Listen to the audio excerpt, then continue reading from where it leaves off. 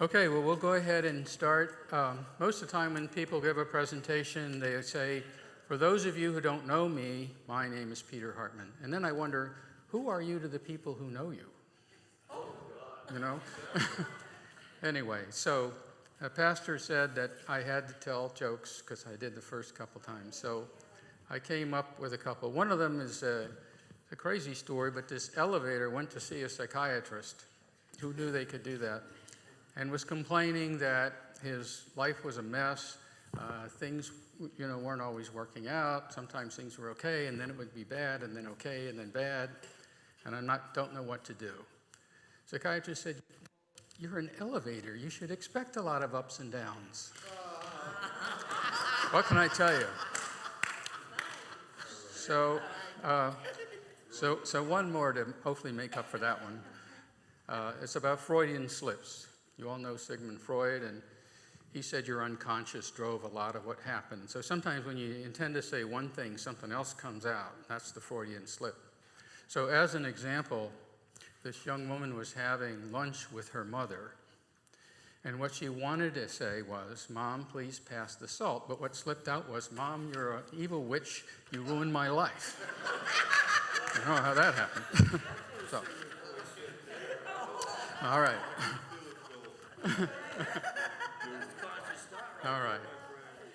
All right. So, on a more serious vein, now that Pastor Kurt's here, I want to read a quote from William Stringfellow. He's an American lay theologian and attorney, now deceased. He said, "Listening is a rare happening among human beings.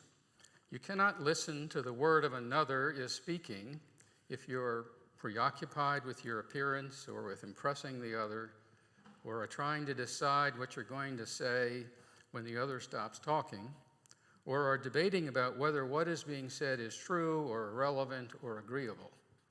Now, such matters have their place, but only after listening to the word as the word is being uttered.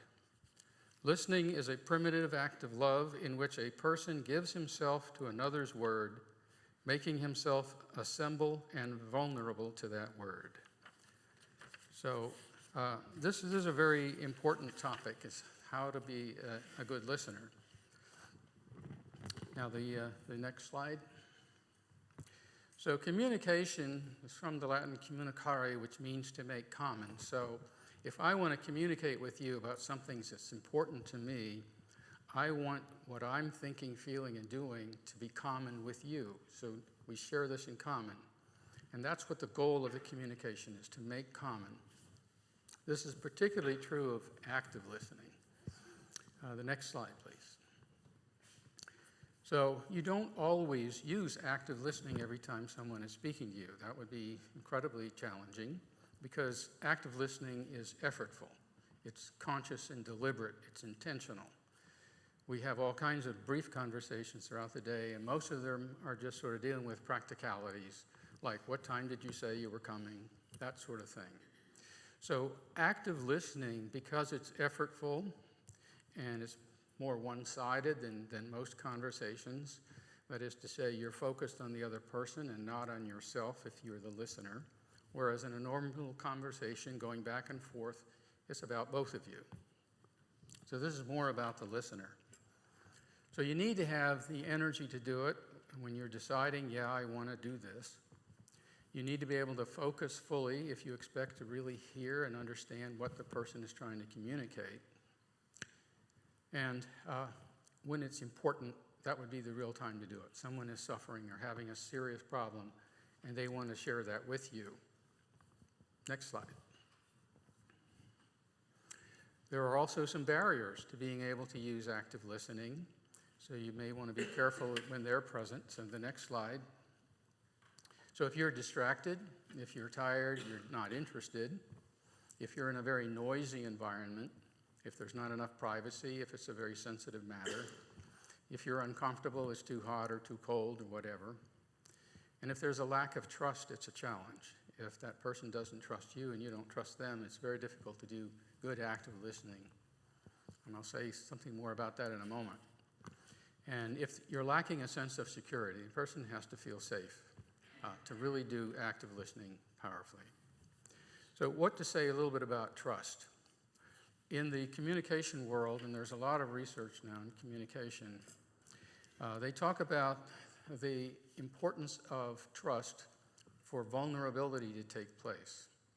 So what that means is, if I'm sharing something with you that you could make a judgment about that, for example, I talk about a mistake I made or a sin that I committed or something stupid that I did, I'm making myself vulnerable to you.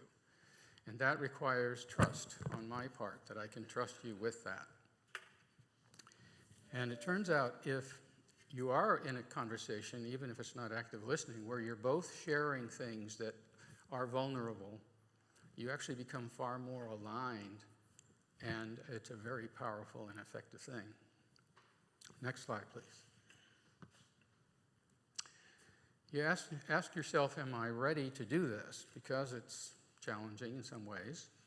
So what's my mental state? Am I in a mental position where I'm willing to actively listen to someone and really grasp what they want to be communicating? Is the situation right? Are those barriers not there? And you need to find out what the person wants out of this conversation. Do they just want to ventilate, share what their upset is about? Do they want to be understood? Do they want moral support? Do they want some help with problem solving? And depending on what they want out of it, why they're sharing this with you will determine, in part, what you try to do with them. And then finally, are you the right person for that issue? If someone is very worried about their health, they say, I'm having some chest pains, I'm worried I'm having a heart attack, I think I'm going to fall over dead in front of someone, and so they start catastrophizing, and they want you to reassure them, but you're not a doctor or a nurse. You may not be the right person, although what you could say is, well, you really need to see a doctor then about it, to see whether it's something as worrisome as you think. So the next slide.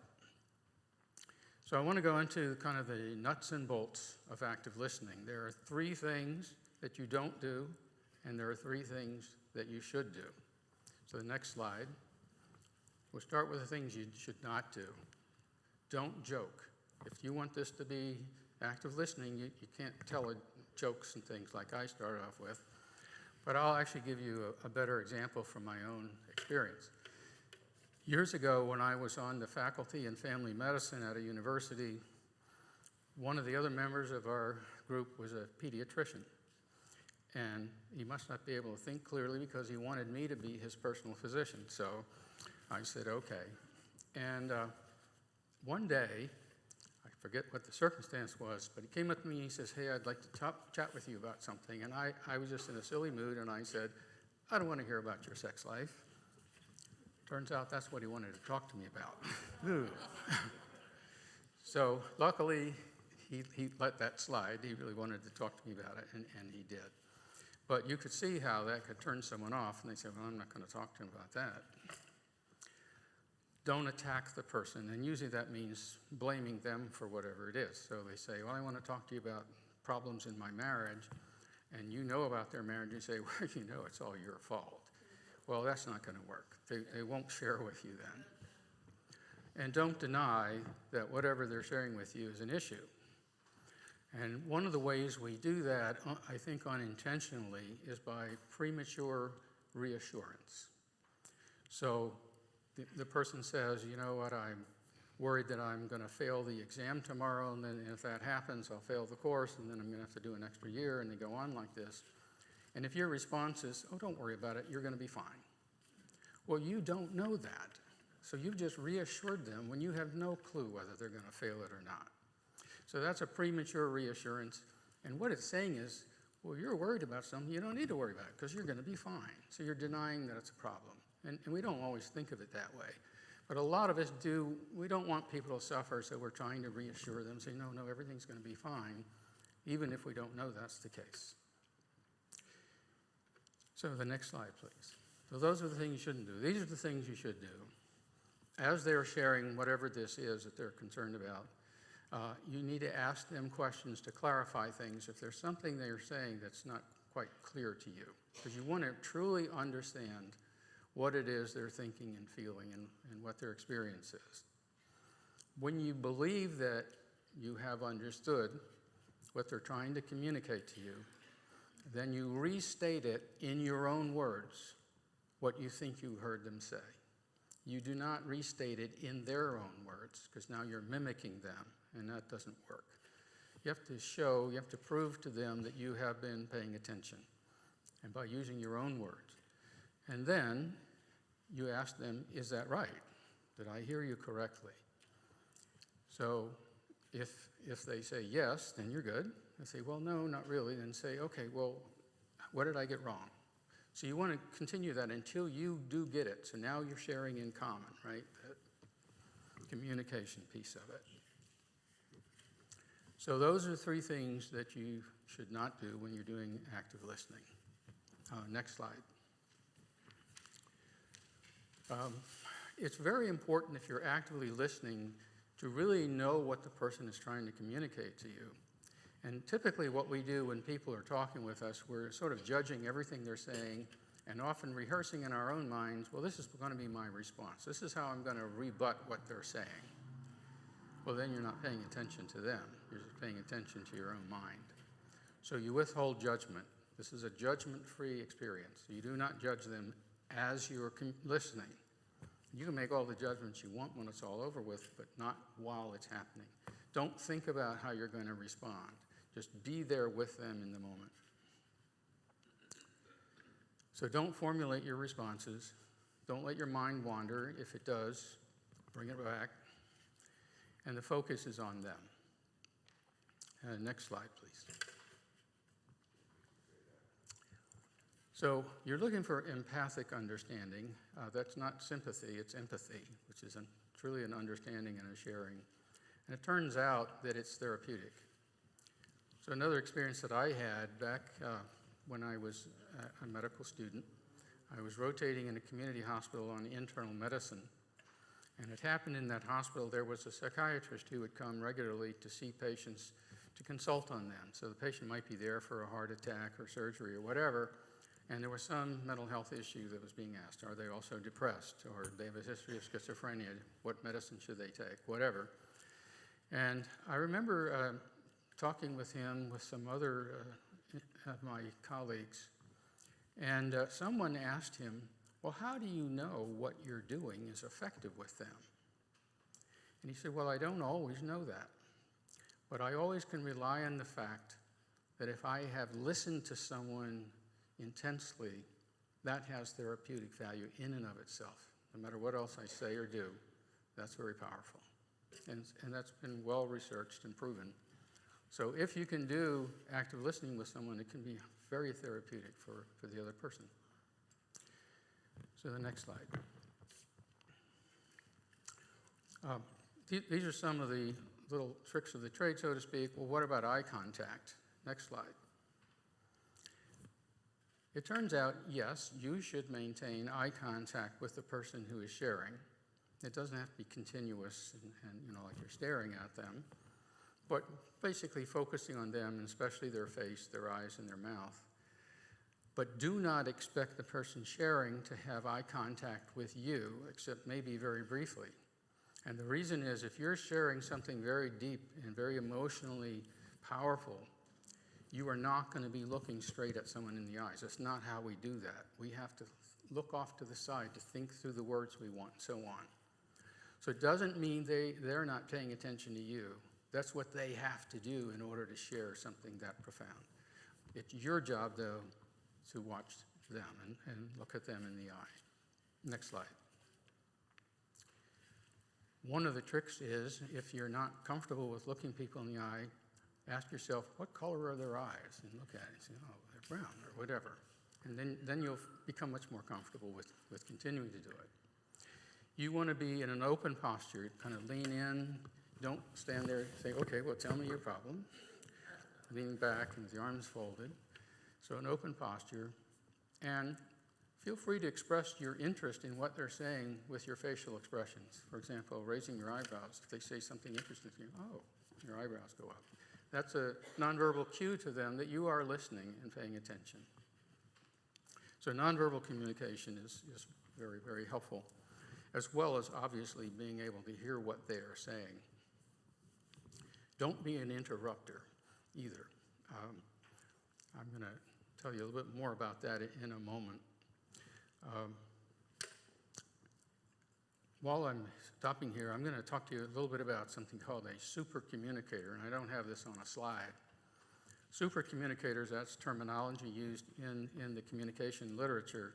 These are the people who are really, really good at communicating. And it turns out they do 4 things which they practice diligently, so they're very good at them, and therefore it's something that anyone can learn. If you want to become a super communicator, do these 4 things. The first one is ask a lot of questions, especially deep questions. A deep question is one you can't answer with simple yes or no. What do I mean by a lot? The super communicators ask 10 to 20 times as many questions as the average person does. So we're talking about a lot of questions. And that's really how you get a lot of information from people. And the questions should be about typically one of or more of 3 things: the person's values, their beliefs, and their experiences. And when you ask a lot of questions about those things, they become very engaged and they feel like, boy, you're on the same page. A second thing they do is something that we've talked about, and that's prove that you're listening. And they do very frequent short summaries of what the person's trying to communicate. And that way they can be sure that they're on target and they're asking a lot. Then, is that right? You know what I said. The third thing they do is they understand vulnerability, and that's, bless you, that's what I talked about a little bit ago, where a person shares something that can be judged, and mostly you're worried about it being judged negatively. That takes trust. And understanding that that's the case, if they share something with you that people would likely judge, especially in a negative way, it means they're showing you trust. And that's helpful to know. And if you find out they don't share anything like that, then maybe there's a trust issue and you might want to work on trying to adjust that, by somehow explaining that you're being non-judgmental and they can say anything and it'll be okay. And the fourth and the last one is pay attention to the type of communication. And there are 3 kinds of communications. There's practical communication. That's when you're problem solving or you're making plans. What are we going to do for vacation this summer? The second kind is emotional. And that's where you're really trying to express an emotion that you're experiencing, your sadness, your anger, whatever it is. And a third kind is social. And that's basically about your relationships with them, with others around you, and essentially relationships with people throughout the world. So those are the basic types. And it's very important to know what type of communication you're in. So if the person is sharing with you some deep and profound emotional issue that they're experiencing, they want to ventilate it or they just want a person to hear it and understand it,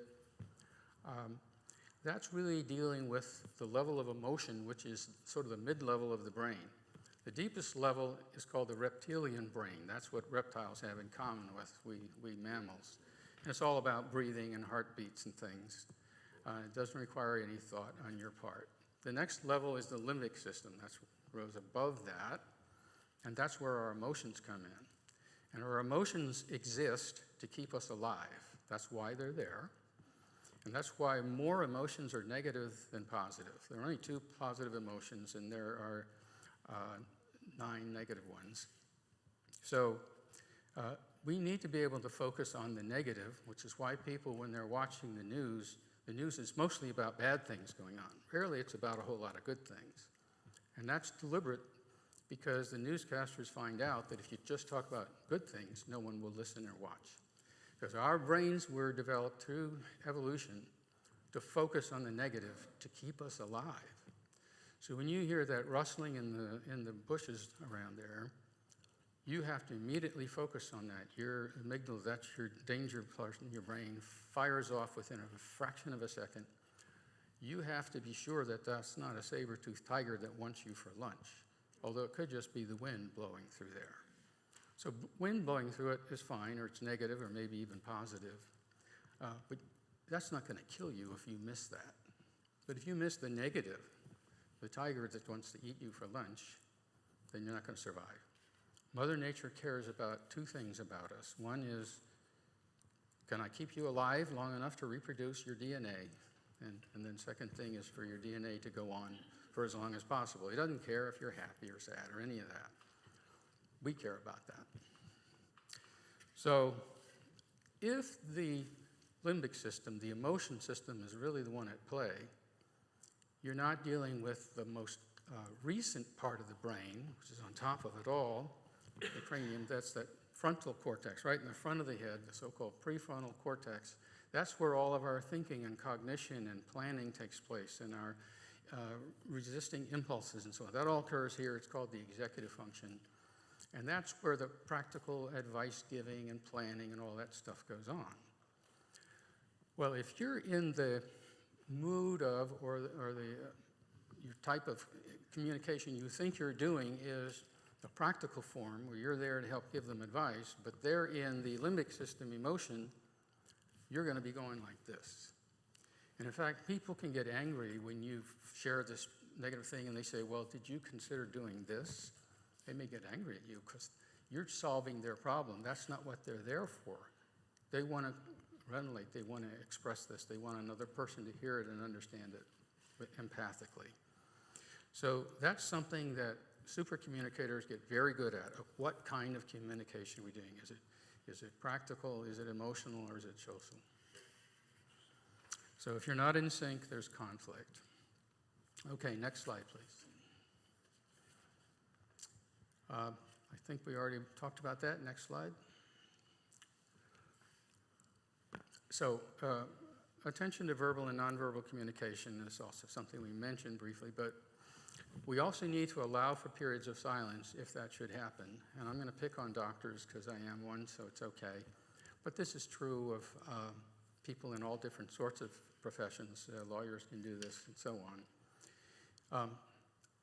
Studies have been done, and sadly they show when a patient comes in to see a physician and the patient starts to say, this is why I'm here, this is my concern, after 18 seconds the physician interrupts them and starts asking questions about it.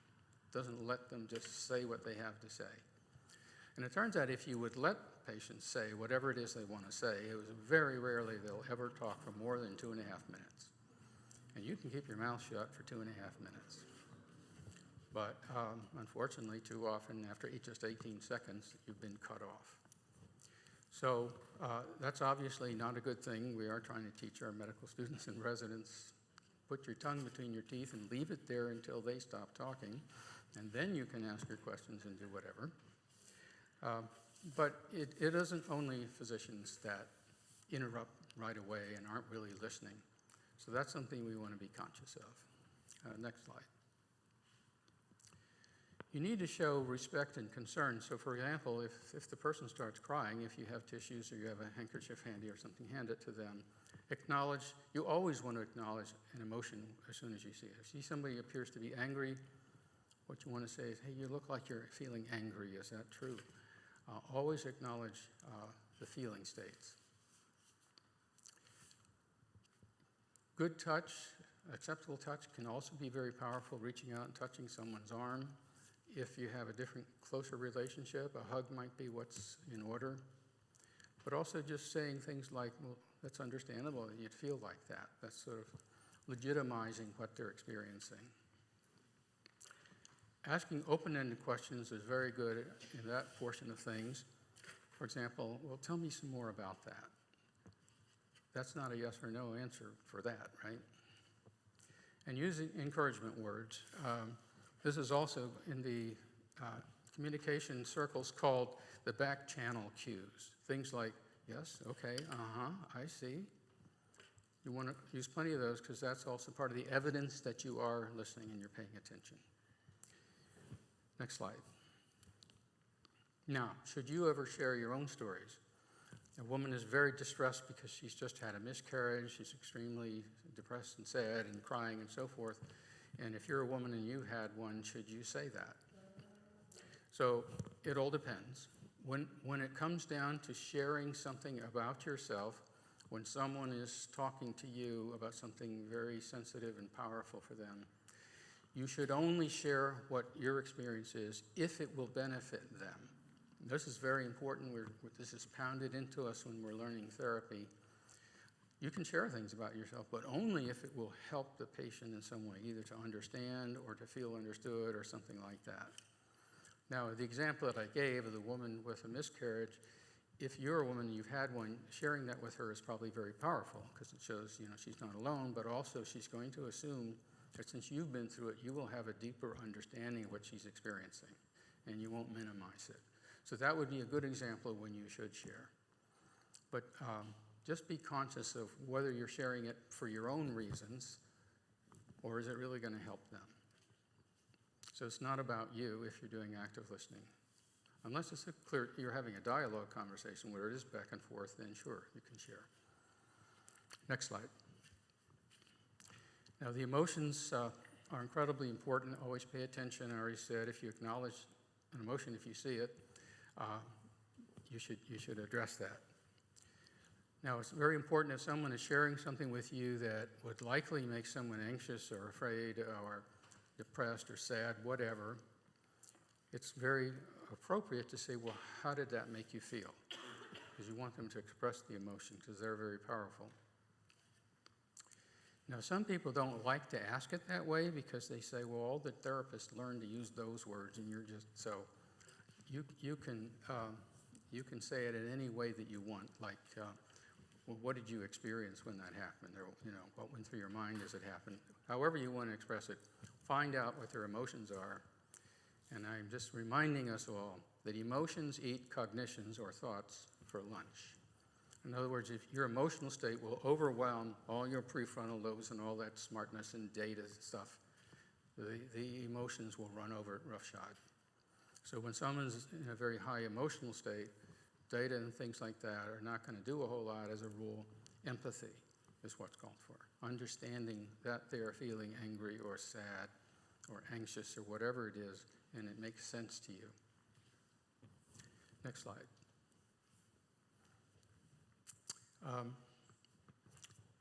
If you are sort of seemingly finished, they've said what they had to say, and you have this thought that, well, I have an idea what might make it better. I have some advice to give. The first question to ask yourself is, do I really have something useful to say? And if the answer is no, then keep it to yourself. But as far as advice goes, the advice is always ask first. So the person has just said this. You say, well, would you like some advice? And if they say no, then don't say anything. That usually means they're not talking to you because they want you to help them solve the problem or make things better. They just want to express to another human being has that in common with them, that understanding. And they may even be upset that you're trying to solve their problem. We see this a lot in marriages where, and often, typically, it's a wife who wants to express some emotional state that she's experiencing, and her husband is always in solve-it mode. And so they try to give all this advice, and, well, you should do this or that. And what the result is, you're not really communicating then.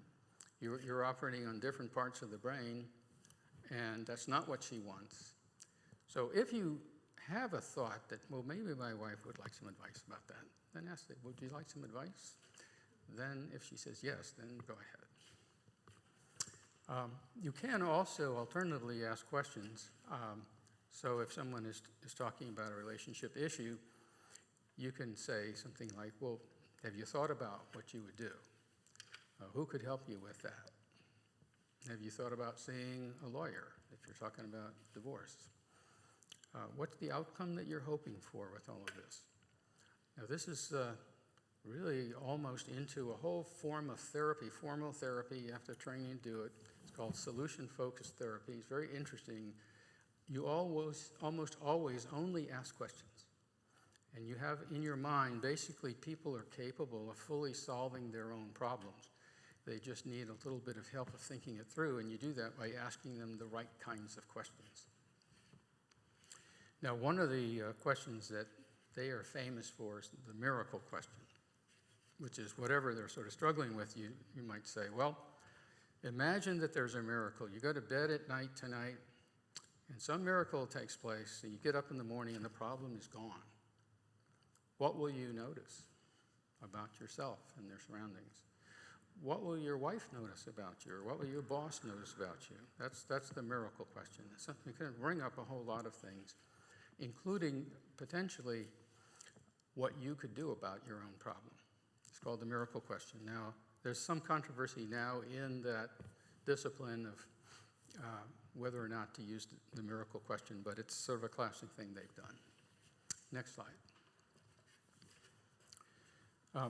Other responses would be to ask them, what's the outcome that you want?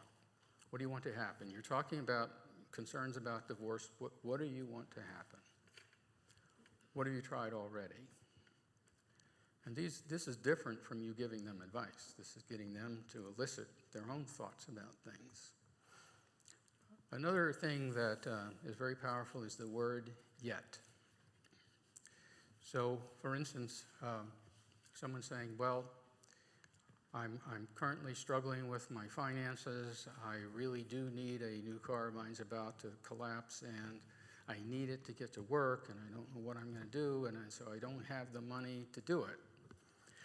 And one of the things that a trained therapist might say is, so you're saying that you don't have the money yet. It's a very different message than you don't have the money. So yet implies that the future could be different. Okay? So you can use that in talking with people with concerns.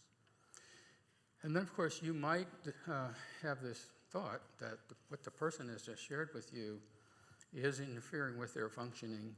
It's very painful for them, that maybe they would benefit from counseling or therapy, and if they're open for maybe making suggestions about what to do, that would be an appropriate suggestion in that case, especially if they're suicidal. Next slide.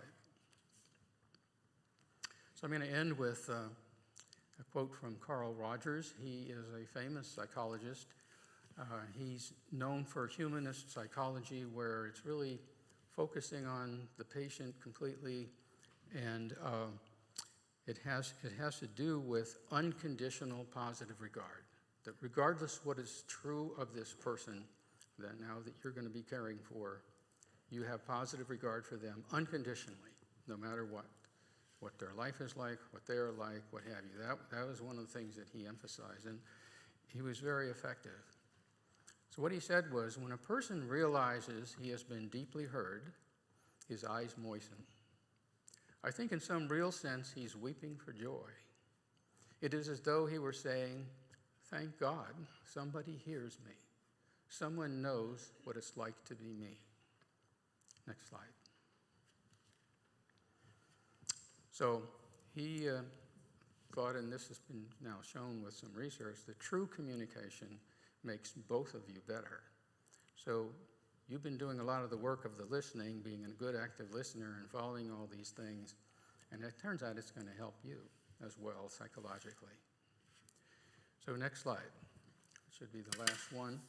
So how are we doing on time? We're in good shape. So I'm open for questions and comments. The only rule that I have about questions is they all have to be easy questions. If they are hard, I know the pastor will help me. And who did I talk to over here? Yeah, you'll help too, John, right? Yes, go ahead. The whole speech, when you clasping your hands and twisting your wedding ring, what were you thinking about? As you stood there and waved your hands, as you spoke to us, not at us. He has a, yeah. No, I don't need that. I'm asking you. Yeah, well, everybody wants to know what you're asking, though. So you wanted to know whether what I was thinking about when I was presenting this, right? When you did that, the whole speech, you clasped your hands and you twisted your wedding ring. You twist one thumb up and down the same way constantly the whole time. You spoke to us, not at us. So now you're a great emotional speaker because you have the nuance in the body language to show. Rebuttal? Yes. I don't have a rebuttal for that. Hopefully I was speaking to you and not over you, whatever. But I also have mild ADHD, and so I do a lot of meaningless movements like that. So that's part of it, but yeah.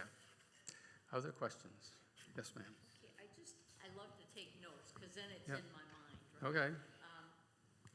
And you were talking about the super communicator, Mm-hmm. and you said the first thing was to ask a lot of deep questions, Mm-hmm. and I didn't get the third thing. You said maybe about a person's values, beliefs, and something else. I just don't write that text. Yeah, experience was the third thing. I'm sorry. Experience Experience. was the Okay, third thank thing, you. yes, yes. Uh-huh. Did you want to say something, Kurt? No, you're just standing up. Right? Oh, no. I'll just listen. Okay, all right. Very good. I'll totally stand up. You put a mic in my hand. Yes. Hey, I can't help but comment on the fact that we're in a religious setting. We're talking about people, and you went right to it, which was I think he even said we evolved with the limbic system, and I think it was Broca that first, Dr. Broca, who first identified the fact that it sure looks like the human brain used to be like more primitive, and things grew on top of that. We developed function over time. So there's a little bit of a question here about that which is evolutionary or that which is God produced. I had a number of pastors over the years cringe when I say that I believe God made man, but he used an ape to do it. Because it does create problems, obviously, with a whole lot of other people's beliefs. But there seems to be a force at work here that is natural within endemically, no matter what you believe is our origin. It seems to be at work endemically, based on certain parts of our brain, no matter where they came from. So I think that's what you mean when you were talking about the where it's found in the brain, as opposed to evolutionary necessarily. Well, It's a tough call. I mean. yeah, yeah. So this has been a challenge for a lot of people about the distinction between evolution and maybe other ways of looking at human development. You might know that the first person to come up with the concepts of, the deeper concepts of evolution were religious individuals. I personally believe that evolution is totally consistent with the Bible. The Bible says a day, but we don't know what that time frame really means. I happen to think that God is very intelligent and fully capable of having come up with the concept of evolution as a way to create humans and have them change over time. I think he's smart enough to do that. And in fact, I think it's more clever than just, boom, magic trick, you're all there. That could have happened. But if evolution is true, it works perfectly fine for me. Yeah. So we do speak in terms of, what did evolution do? What was its function in terms of why we developed this or that feature?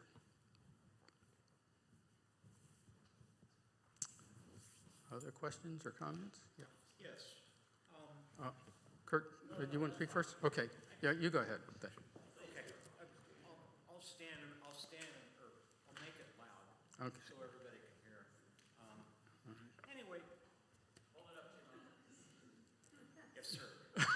The other day in your sermon, you said, quote unquote, face to face, which brings me up to our psychology today. Most of the psychology today, they want to use new electronics. They want you to look at either the psychologist or the psychiatrist through your phone, a television set, whatever. Yeah. I, in my own personal little beliefs, believe what you said the other day is it should be face to face. Mm-hmm. In my opinion, the monitor, if you're having a discussion with a psychiatrist or a psychologist, really pick up all of your body motions, your emotions through this. This is a screen, and that face-to-face that you were mentioning is cut off through a screen. It is not, to me, it's very impersonal. And it's not as if it were like in your practice where you sit next to someone and you can see their emotions and you can see their body language. So I see today as psychologists and psychiatry, because of the money, quote unquote, the insurance companies and all this, kind of falling down just a bit, because you can't really see that person, their emotions, and their body language. Yeah. Well, yeah. Well, you've hit on an important thing, and definitely personal, in-person, face-to-face is much more powerful than going through the electronics. Now, the electronics is partly being used because there's a lack of providers, especially psychiatrists. There's a severe shortage. So, for example, in York, Pennsylvania, where we came from, at their local college, there were college students that developed lots of interesting things from a psychiatric perspective, all from schizophrenia to lots of social anxiety and depression and so on. And if one of the students was suicidal and they went to the student health center, they would want to send them on to a psychiatrist. And in the community, given the number of psychiatrists, they would be seen in about 3 months. That's not good enough for a suicidal person, obviously. So they'd end up in the emergency room, and you know what that's like. So they finally said, we need our own psychiatrist, part-time anyway. And that's where I came in. That's one of the things I did. I really enjoyed that age group.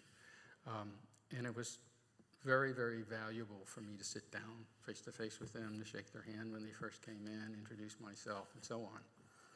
However, we ended up getting a place down here, and I said, so I'm going to have to stop. And they said, well, could we do this by telemedicine? Because they could not find another psychiatrist. It took them a long time to find me. And I said, okay, that's probably better than nothing. And so that's what I did for a couple years. And I honestly think it was better than nothing. And I also had the advantage, I knew the psychiatrist in the community. So if it was something that they needed, like to be hospitalized or something, I could get them in from Florida into Pennsylvania. There are also financial reasons. That's particularly true of these national programs with psychologists who belong to this big organization, and you make appointments with them online and all that. So that is partly at least money issue. But some of it is just not enough people. And especially in rural communities, there might not be any psychiatrists.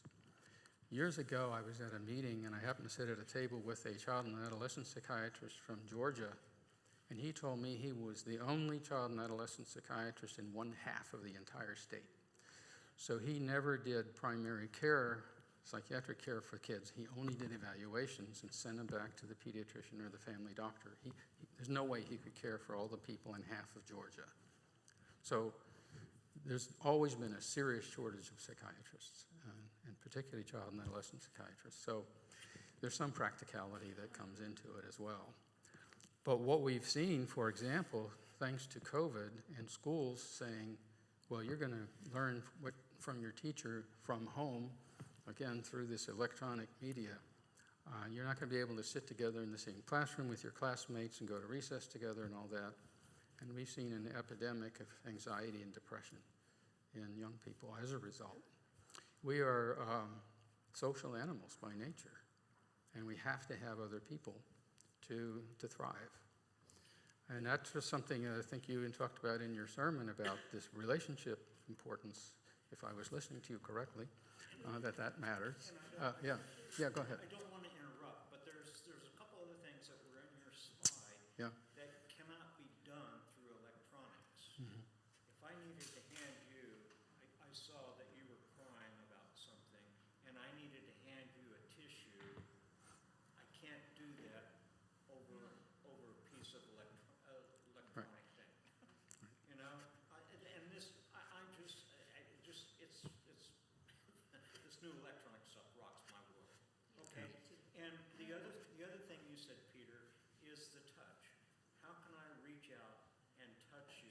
because I believe there's a lot into a human touching another human.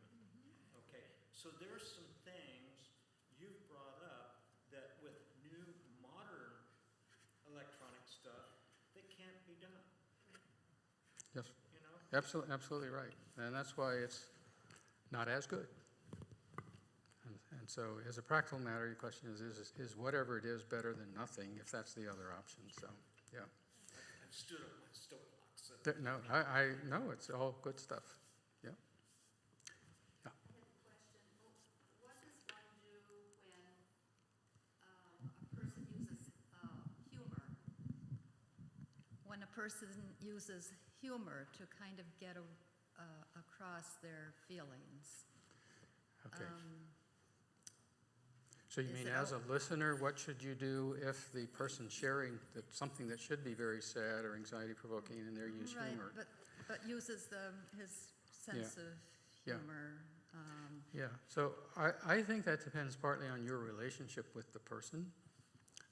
If you're recognizing that the person is using humor as a kind of shield against the full expression of their deeper feelings, you could always share that with them. Say, I know you're sort of laughing about that, and that was kind of funny, but sometimes people use that as a way of covering their real sadness. Can you share more about that?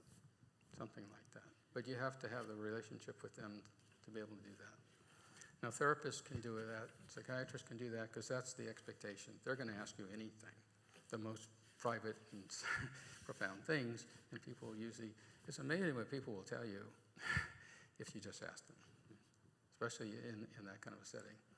But yeah, your recognition that people are using humor to cover over this deeper feeling, that shows you're paying attention.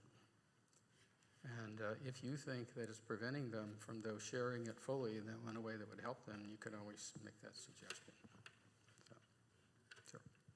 Kurt?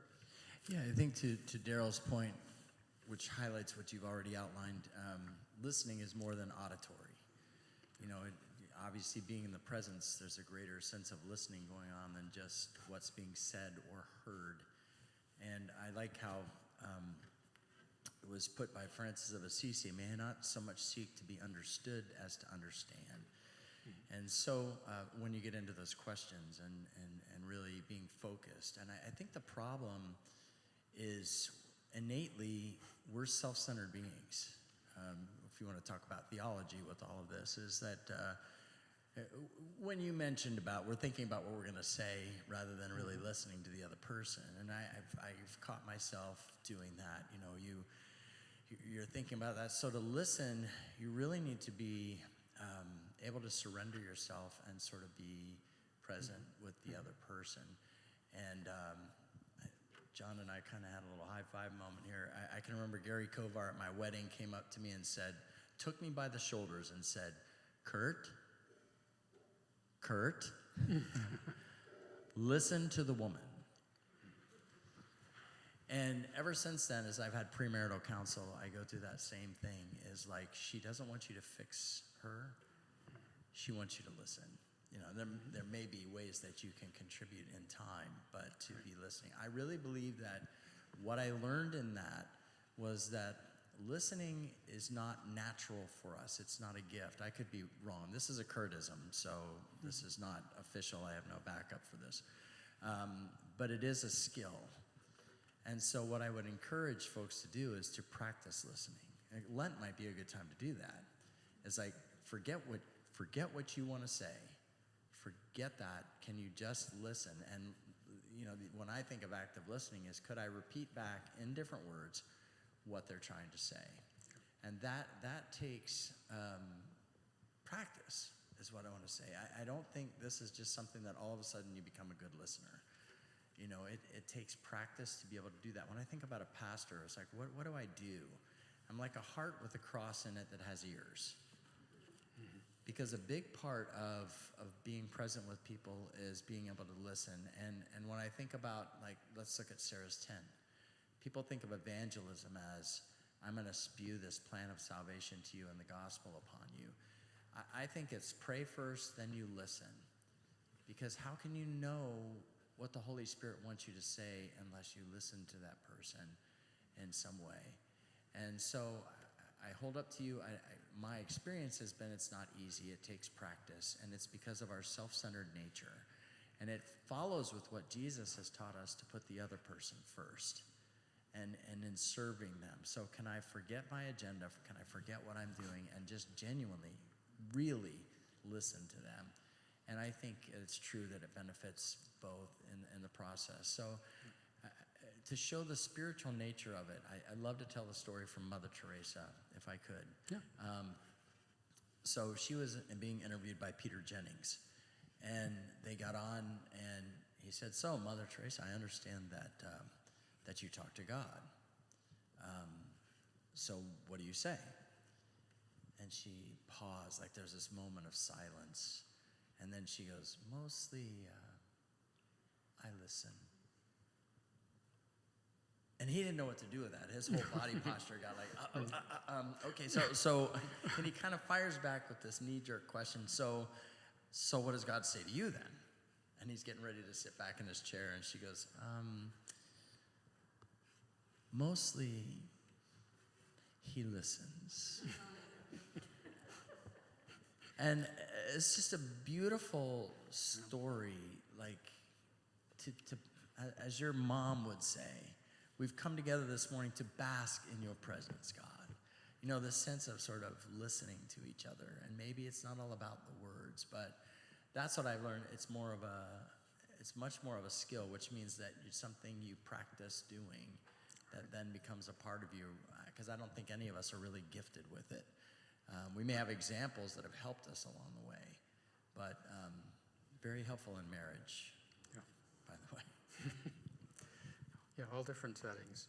No, that's absolutely correct. I was hoping to have expressed that to some level, that the super communicators actually practice these 4 things repeatedly, because it doesn't come naturally. Communication is natural, but to do it this way, it's like learning to play tennis. You have to play it a lot, ideally with a coach. And so the same thing is true with active listening. It doesn't come naturally. And practice does help a lot.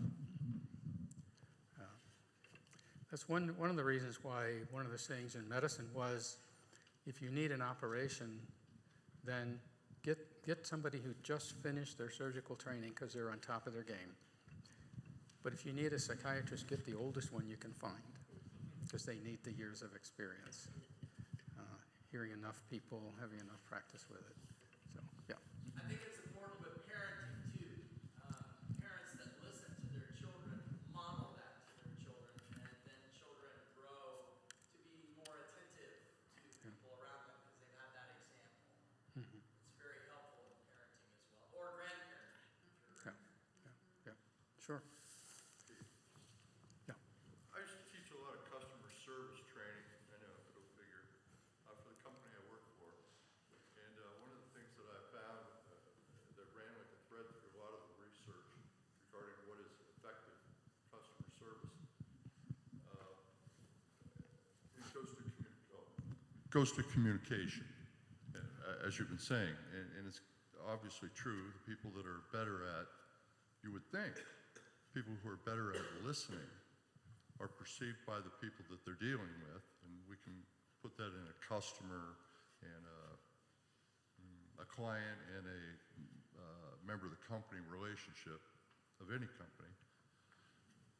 But interestingly, what the folks who are interviewed say about people that are effective communicators, that they considered this person they were talking to be an effective communicator, was that they were wonderful to talk to.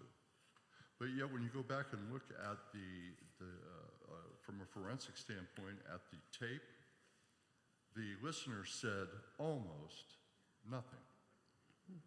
It was the person who was asked and said, "Wow, they're a great person to talk with," who said that they were a great person to talk with, when actually all they did 90% listening. But they made the person feel comfortable that they were having a pleasant conversation.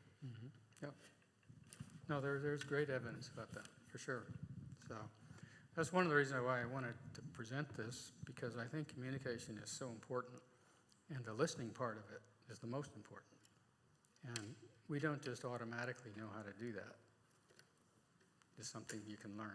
So, It's kind of like the book of James just popped in my head. The Holy here, Spirit popped in. microphone for you. There we go. It just popped, just bubbled up. You know how the Holy Uh-huh. Spirit just bubbles up. But in James it says, "Be quick to hear, slow to speak, and slow to anger." Yeah. So that's a Yeah. good word. Thank you, Lord. Yep. There are certain universal truths. And, you know, as social creatures, we have the ability to communicate in ways way beyond any other mammal can.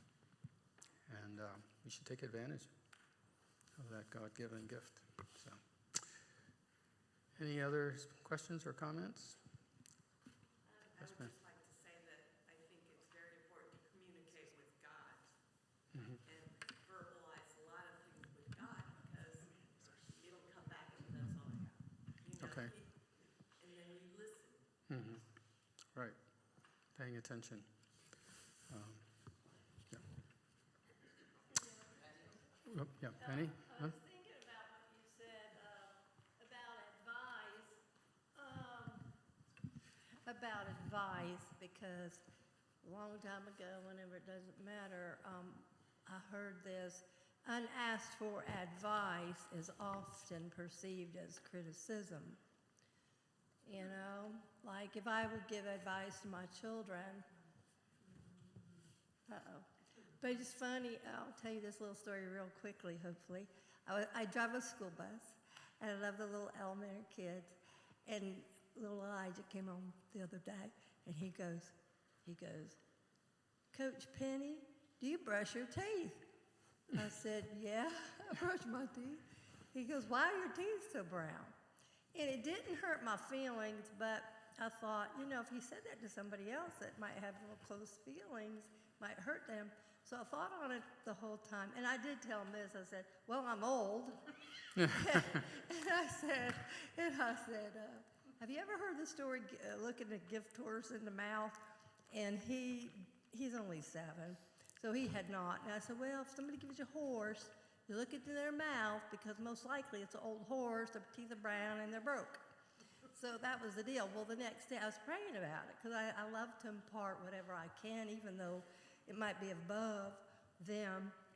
But anyway, I was asking the Lord. And so the next day I said, "Elijah, may I give you some advice?" I figured he didn't know what that meant. I said, "Do you know what that means?" He goes, "No." I said, "Well, somebody might have some information that would be helpful to you. It would be like advice." And he goes, "Okay." And then I told him, I said, "The advice I want to give you is, you know, I understand where you were coming from, but, you know, it's just your sweet little spirit. You're trying to understand something, but don't do that. Somebody might really get their feelings hurt." Yeah. I thought that was interesting. Yeah. Children say some very interesting things. And certainly know if people take enough tetracycline, their teeth will turn brown. So especially for little children, they should be very limited. So there are a lot of reasons for brown teeth besides not brushing. So, yeah. All right. So one last thing I'll say, my next presentation is going to be on happiness, how to become happier. There's a whole school of philosophy and psychology called positive psychology. And it's an incredibly popular topic, it turns out. There's a guy at Harvard in their business school who gives a whole course on happiness. He has 180 students in his class. He has 400 students on the wait list. They want to get in so badly. And they have a secret Zoom thing that they think he doesn't know about, but he does. And he doesn't care. There's a psychologist, I don't remember her name, at Yale, who years ago did the same thing. She upset the rest of the faculty because nobody wanted any other course except for hers as their elective. And so people's looking around their classroom and there's very few people in it. So it's a topic that people care about a lot, and I have had an interest in it for a while, so that's what I'm going to share the next time. So thank you all for coming and for your attention. Appreciate it.